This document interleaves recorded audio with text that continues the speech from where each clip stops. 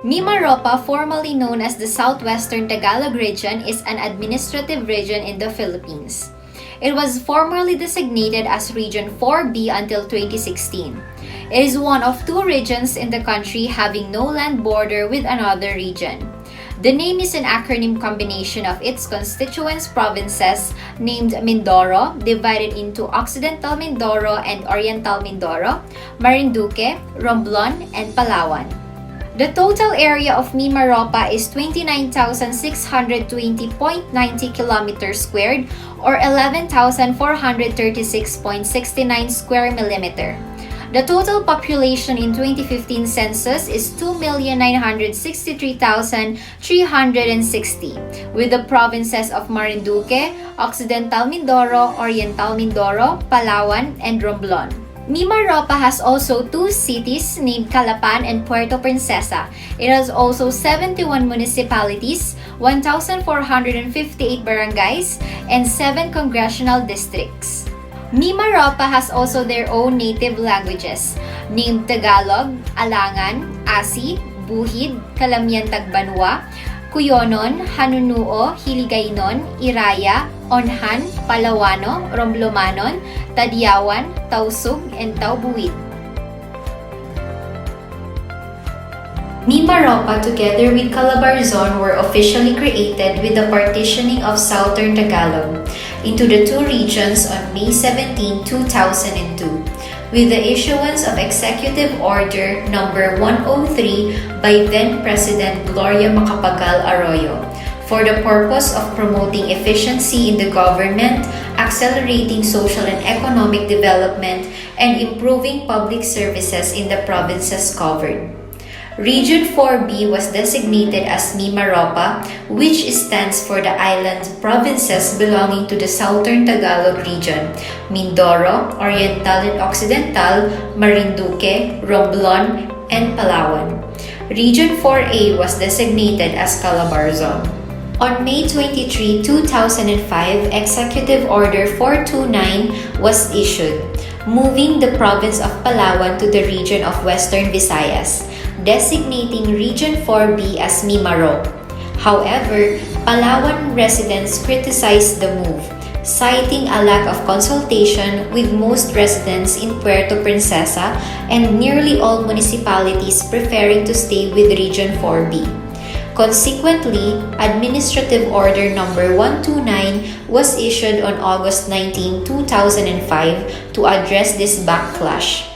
This order directed the abeyance of Executive Order 429 pending the approval of an implementation plan for the orderly transfer of Palawan from Mimaropa to Region 6.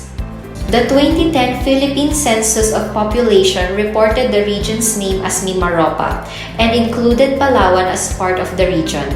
As of 2014, it is not clear whether the transfer of Palawan to Western Visayas is still considered pending by the Philippine government. As of 2014, the National Statistical Coordinating Board of the Philippines continued to list Palawan Province as part of the Mimaropa region. On July 17, 2016, Republic Act No. 10879 formally established the Southwestern Tagalog region to be known as the Mimaropa region. This involved no boundary changes but was in effect merely a renaming and discontinuation of the Region 4B designation. Good day everyone, my name is Berlin Valdez and I will tackle about the famous destination and cuisine in Region 4B. Famous tourist destination in Region 4B. Occidental Mindoro Apple Reef. The beautiful Apple Reef National Marine Park is acclaimed as Asia's largest atoll-like reef and as a diving mecca in the Philippines. This marina wonderland is a 34-kilometer ecosystem for more than 350 marine species like sharks, seahawks, manta rays, stingrays, and other tropical fishes and invertebrates, along with the fishes and other creatures. That clean waters, fine white sand, and numerous coral are clearly visible once you take the plunge into this sublime natural attraction. It seconds the Great Barrier Reef in Australia in terms of size, The Apu Reef is located 20 miles west of Mindoro proper, with a narrow channel running east to west, dividing this reef into two lagoon systems in the north and south. Oriental Mindoro Mount Halcon Bako. With an astounding height of 8,488 feet above sea level, Mount Halcon is considered to be the third highest peak in the country. It is a favorite destination for nature tripping and mountain climbing. It is accessible in 2 hours by taking a jeepney to Bako, the jump-off point.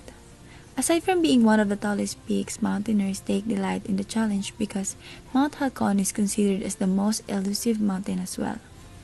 Sources also say that it is virtually impossible to climb, and this makes it even more appealing to mountaineers and mountain climbing enthusiasts. Marinduque Palad Sandbar, Maniyawa Island. The whole Palad Sandbar only appears every low tide, morning 5 a.m. and 6 a.m., and afternoon 4 p.m. and 6 p.m. If not exactly, then most likely around these times. The sand has a mixture of crushed corals and small rocks, but the view and the breeze of the open seas make up for the roughness of some areas of the sandbar. This is where people usually dive around during high tide. Truly beautiful, freeing, and relaxing. Mainit Falls in Romblon. Mainit Falls earned its name because of the water's temperature. Mainit is warm or hot in English. It is a 3-tiered cascade that is ideal for bathing as it forms 3 deep pools. Because the area is secluded and underdeveloped, tourists are advised to bring their own food, drinking water, and gear.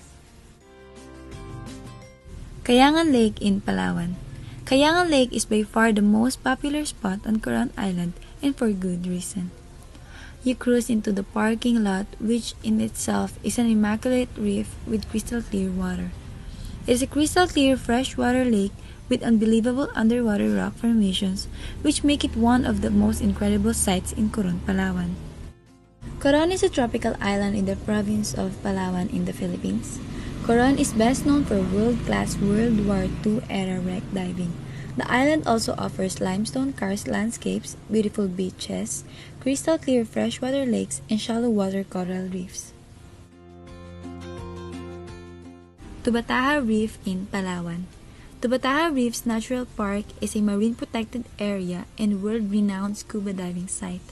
It is home to more than 1,200 marine species, including sea grasses and algae, corals, sharks, rays, fishes, sea turtles, seabirds, and marine mammals. Tubataha Reef lies in the middle of the Sulu Sea, approximately 50 kilometers southeast of Puerto Princesa City in Palawan, the most western province of the Philippines. Famous food delicacies in Region 4B. Adobong Pugita is a Filipino specialty originating from Occidental Mindoro. This adobo dish is made with mature octopus that's cooked in a combination of vinegar and soy sauce. Other common ingredients include garlic, onions, oil, and bay leaves for flavoring. The Tamarind restaurant is popular in the area for its delicious steaks and pork ribs that are served in huge dishes.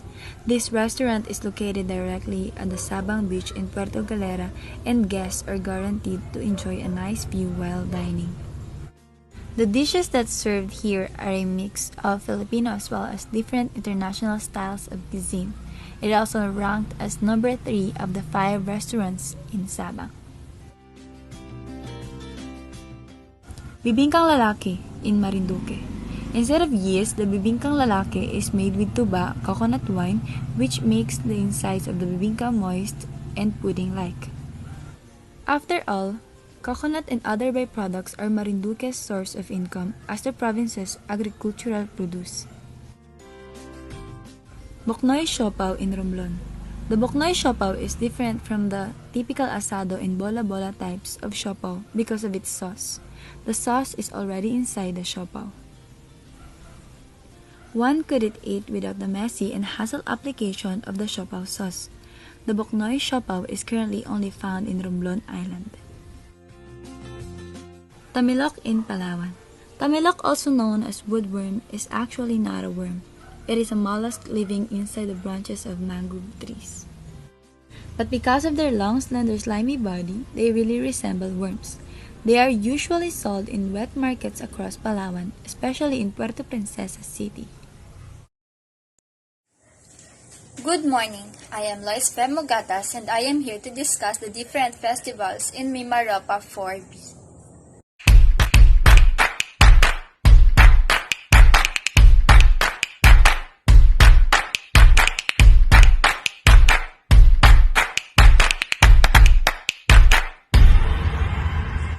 Let's start from Dugay Festival of Mindoro. The Dugay Festival is an annual festival in the municipality of Sablayan, Occidental, Mindoro. Dugay Festival is a celebration of the Dugay spirit or camaraderie between and among various cultures found in the town of Sablayan. It celebrates the harmonious ties of the lowland settlers and the Mangyan tribes.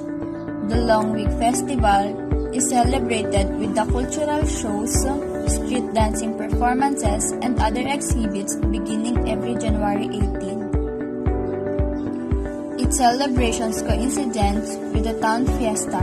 The highlight of the festivity is the street dancing where as many as 20 groups in 1,000 members participants. The street dancing showcases the different ethno-cultural groups of the Mangyan, as well as those that came from different parts of the Philippines and eventually settled in Sablayan.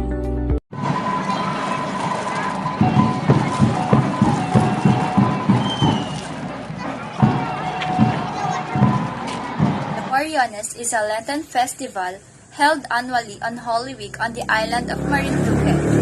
The Moriones are men and women in costumes and masks, replicating the garb of the biblical Roman soldiers as interpreted by local folk. Marinduque's Moriones Festival began in 1807 when Padre John Santiago, a Mogpog parish priest, organized a play based on the story of Longinus, one of the Roman centuriones assigned to execute Christ. A drop of Christ's blood miraculously restored sight in Longinus' blind right eye. During the crucifixion, Longinus instantly proclaimed his faith, whereupon he was chased around town, captured and summarily beheaded.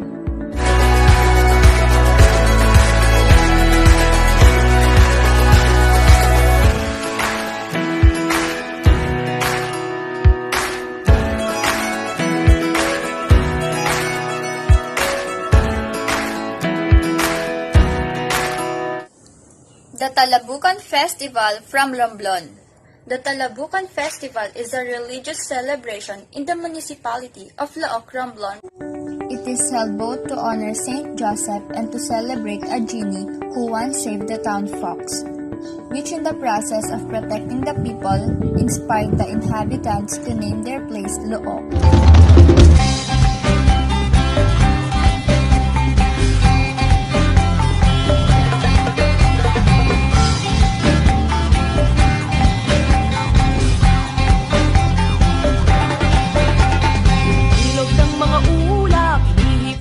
The last one is the Balayong Festival from Palawan. Balayong Festival. The term balayong is a local term for the Palawan cherry, a medium-sized tree that symbolizes femininity and love in Puerto Princesa. Since 2005, the city has been celebrating its founding anniversary on March 4, while the flowers of the balayong trees are in full bloom. The festival at the beginning of March commemorates the founding anniversary of the city of Puerto Princesa, Palawan, highlighted by balayong tree planting, street dancing, and a colorful floral parade depicting the Palawan cherry blossoms, from which the festival derives its name. Ipakita na ang galing ng Pilipino. Tara na kanta na Pilipinas. Oh, tara na kanta na Pilipinas.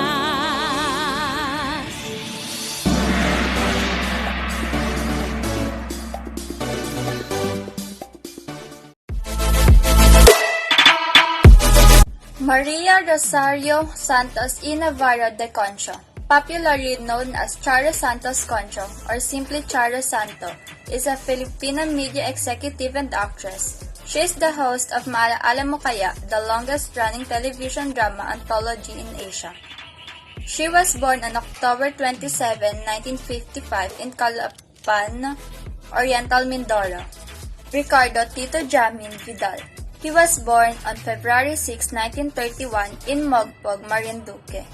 He died on October 18, 2017 at age of 86. He was a Filipino prelate of the Catholic Church, a cardinal since 1985. He was Archbishop of Cebu from 1982 to 2010.